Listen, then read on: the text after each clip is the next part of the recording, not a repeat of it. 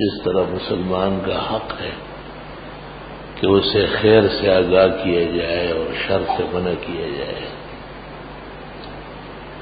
خیر کے مجموعے دو ہیں، ایک بدنی عبادات جیسے نماز روزہ، اور ایک مالی عبادات جیسے زکوٰۃ، ادائیگی حج کا بیشتر حصہ، خیر خیرات اور صدقات۔ مسلمان کو جس طرح یہ کہنا اور سمجھانا ضروری ہے کہ وہ اللہ کی عبادت کرے، نماز بر وقت پڑھے، روزہ فرض ہے قطعی طور پر، اس میں کوتاہی نہ کرے، جب حج فرض ہو جائے تو فرضیت کی ادائیگی میں تاخیر جائز نہیں۔ اس طرح ایک مومن کا مال اور دولت اور اس کا سرمایہ وہ بھی راہ خدا میں صرف ہونا چاہیے، اور اس سے اس کو دین اور دنیا کا زیادہ فائدہ پہنچنا چاہیے۔ اس لیے لوگ مستحقین کی تلاش کرتے ہیں۔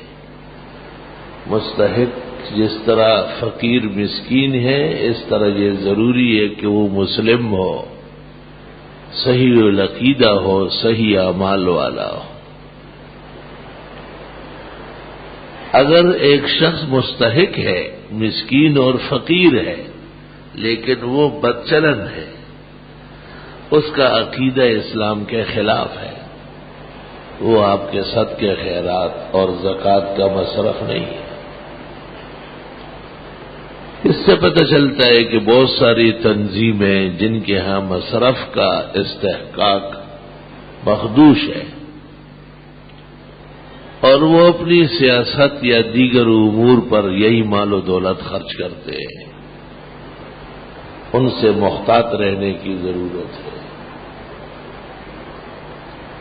یہ نہیں کہا جاتا کہ ان کا تعاون نہ کرے، اور چیزوں سے کرے، آپ کا ان سے نظریاتی تعلق ہے، ان کے کسی درجے میں آپ ہمدرد ہیں، ان کی کوئی خیر نظر آ رہی ہے، تب تو آپ ان کے لیے نرم گوشہ رکھتے ہیں، لیکن زکوٰۃ خالص حق اللہ ہے، اور پھر حق الفقراء والمساکین ہے۔ اسی طرح خیرات، صدقات اور دیگر تعاون عمدہ جگہوں میں صرف ہونا چاہیے۔ قرآن کریم میں جس آیت میں ہے کہ یہ اللہ کی محبت میں خرچ کرتے ہیں، وہاں مفسروں نے یہ بھی لکھا ہے کہ اللہ کی محبت میں اللہ کے محبوبوں پر خرچ کرتے ہیں۔